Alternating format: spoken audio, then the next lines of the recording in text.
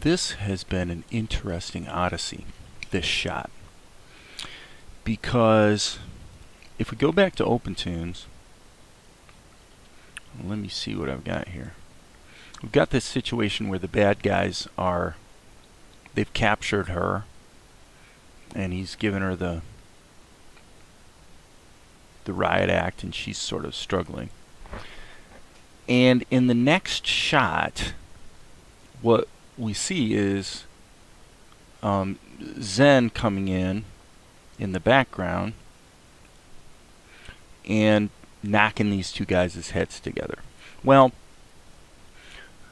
I can't show you the old version of these drawings that were done in OpenTunes because I've drawn over them. But what's interesting is I was doing the animation in Blender, and this is actually the last hour and a half, I believe, live stream.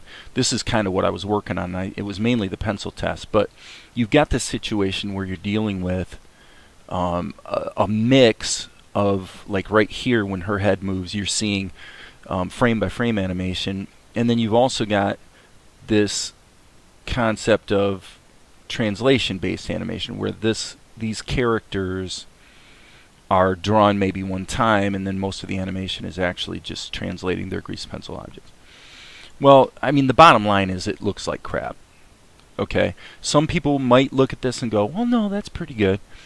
But if we're talking about trying to create a professional anime, it's simply not good enough. And her response looks rather stiff. The whole thing really was not happening for me. I learned a lot, and it was cool to use Blender and kind of learn the hard lesson of trying to mix grease pencil objects with frame-by-frame animation. And the great mistake in this particular case was putting each character in their own grease pencil object, because it just made things... it's simply this. More than half of your time becomes about navigating between the objects. In other words, jumping from this grease pencil object to that one. What do you do in draw mode versus edit mode versus object mode? So it really becomes all about that. It's mostly about that when you approach a scene this way. Now, if the end result was absolutely spectacular, you say, hey, it's worth it. The end result is not spectacular. It's stiff. It basically looks stupid to me.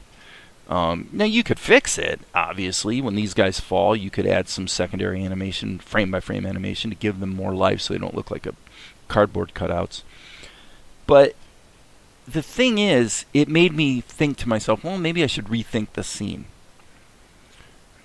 And I'm going to quit that. And then, so what I actually came up with is I thought, well, what if you had one of these sort of anime idioms where because this is something I am being pushed in the direction of doing this more, and I think it's the right direction, is the idea that you've got stuff like this that's very much not about showing the audience what happens as much as it's about showing the audience how the characters are feeling. And if I did it this way, then there'd be probably a pan over.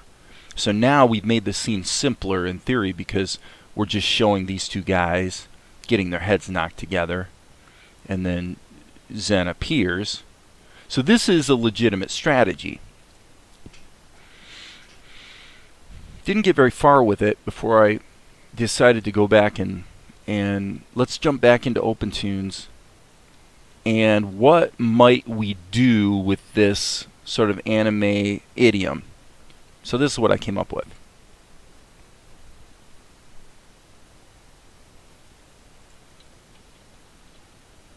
Okay. So I'll just put the end marker here. So this is really about the storytelling process. So I thought, okay, let's just do this thing and cut it into the show. And I was really surprised how nicely it cut into the show. It really drove home the emotion of the situation. So then with that, I had to do a fairly clunky bunch of not so much redrawing as a lot of cutting and pasting in order to salvage this shot that was originally done in OpenTunes. So once I had done that salvage process, this is what I got, which I thought really did a better job than what I had done in Blender. And I'm finding this a couple rules at work here. One is that the freshness you get with the pencil test when you first are you're viscerally responding to the content of the scene. In almost, I would say in 100% of the cases, and I mentioned this in another video, but 100% of the time, if I take this very visceral set of broad keyframes, there's some tweening required, but basically the concept is arrived at, as I say, viscerally.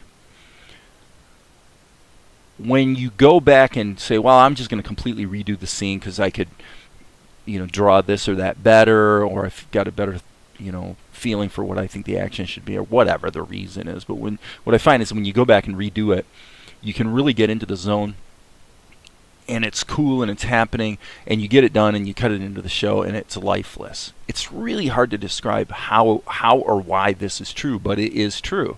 You end up with this result that looks real. It just doesn't have the vitality of the original drawing. So what you see is that a process that takes longer, is more cumbersome, is less fun, also delivers a lesser result.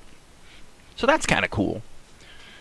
Yeah, and in this case, and I'm not saying this shot couldn't be improved in various ways. I mean, there might be some things you could do, but what was problematic about it was that Akari's response was happening way too early. She was anticipating. In fact, the guy's arm, when his arm flies off of her, that was really anticipating the knock of the heads. And that's just because what I started out with was an animatic that showed the key moments.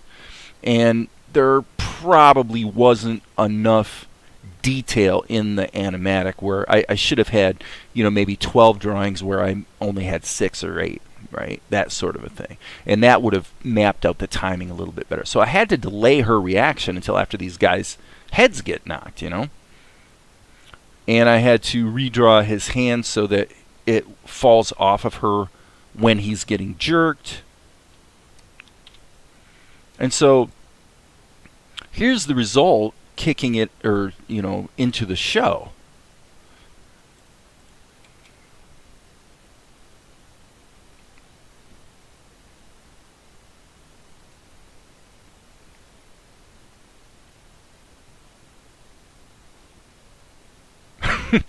And when I see it, it actually makes me laugh, which is a really good sign. The fact of the matter is that this anime, whatever you call it, I don't even know what you call this sort of emoticon idiom, is really a valuable tool because not only is it visceral and fun and quick to do, but it also does a really good job of placing the show in its proper genre, which is this is supposed to be an anime. This is not a Nickelodeon type of show. It's supposed to use some of these idioms that are part of the Japanese anime vocabulary. Frankly, I've been pretty uncomfortable with that because I've never done it, and so, and the funny thing is, you just say, well, let's just try it. I mean, it's just 2 shots, just zapping back and forth with some noise behind it and this sort of thing.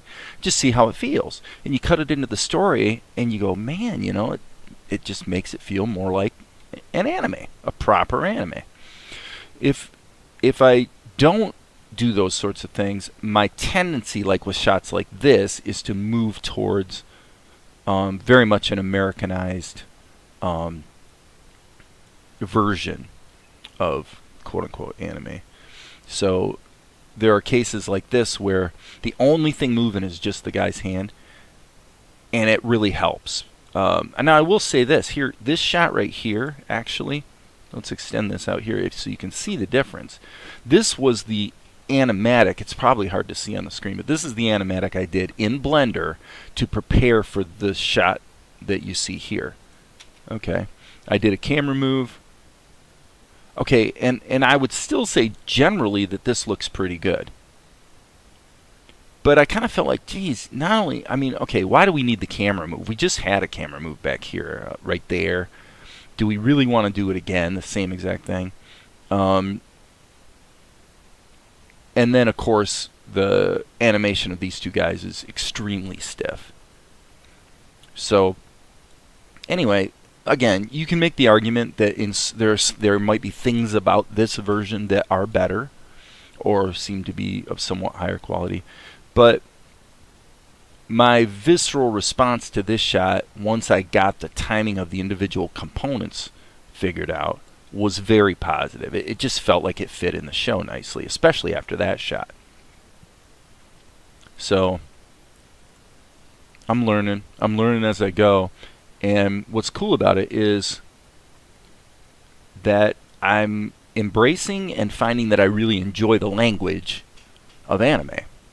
So it's a real new thing for me, and it's always fun to try something that you think, this is going to look completely stupid. There's no way that's going to work.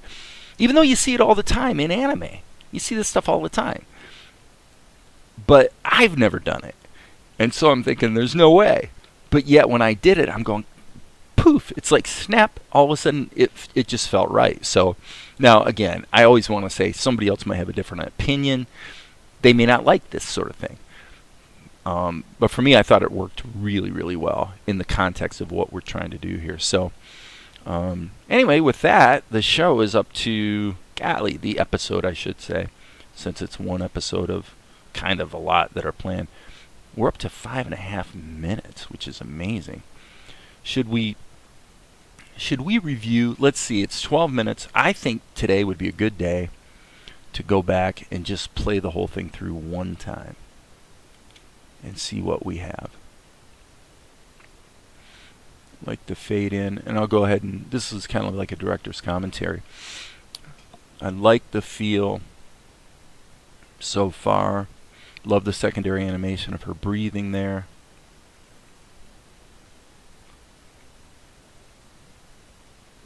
And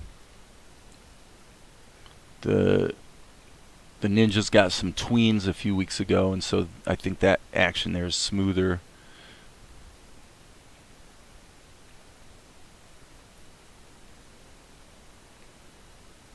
There's a little lighting thing that just happened. I'm not sure. I'm going to have to check that. Her color there's a little yellow. And away they go.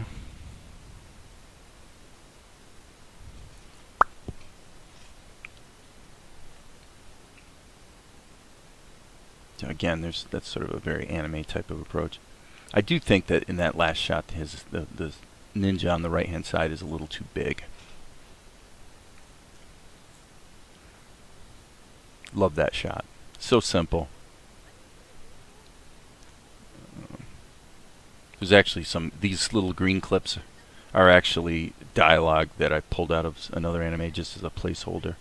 You guys can't hear it.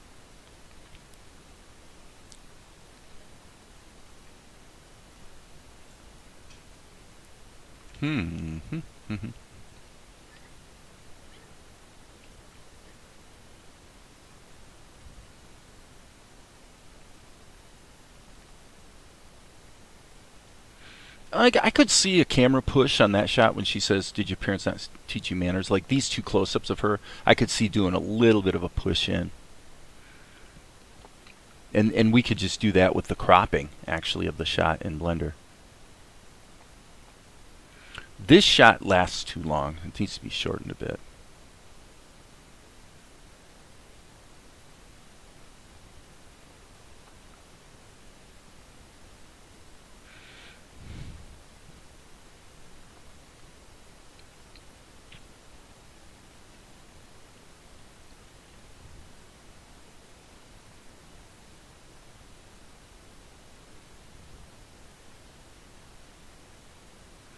Yeah, and that shot definitely way, way too long. So I guess we really only have about 5 minutes and 20 seconds of show.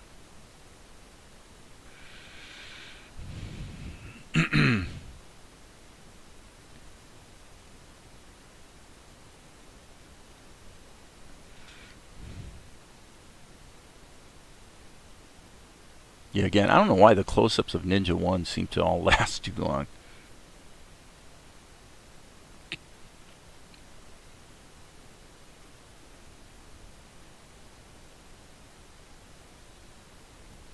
She needs a nose in that shot.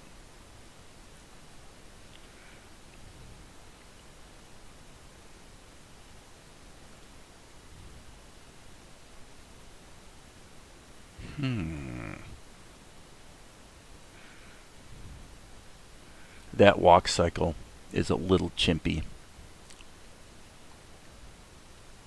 And I think here's a case where it's going to be important for the score to support what's going on here. Now these two shots are the ones that I did where I didn't anti-alias the lines, and frankly, now that I go back and look at it again, I don't like it as well. It's looks a little blocky.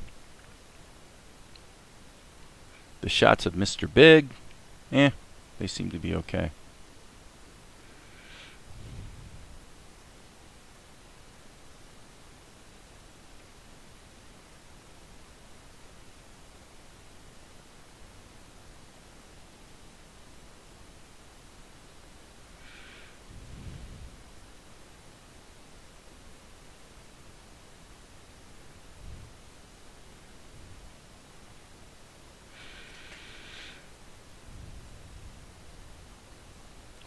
What to do. See, I think maybe the turn of the head should be a little more of that anime cartoony thing. It should probably be a little quicker and happen twice.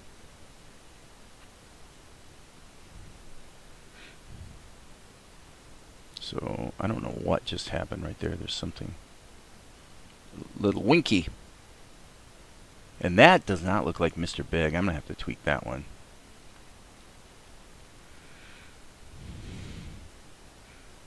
Now we're getting into the stuff that's actually been done fairly recently. I believe that shot was done in Blender. Definitely Blender. Of course, that needs ink and paint. That was rotoscoped.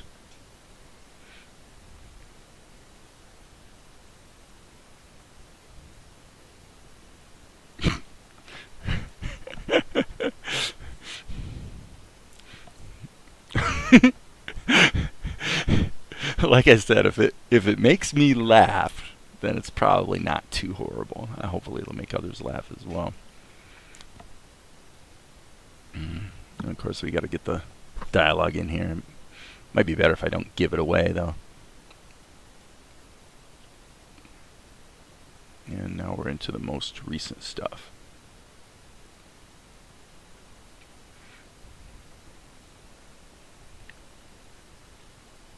And there you have it. That brings us up to the current time in the OpenTunes project. We probably have, I mean, there's quite a few shots left to just get us to the point where we got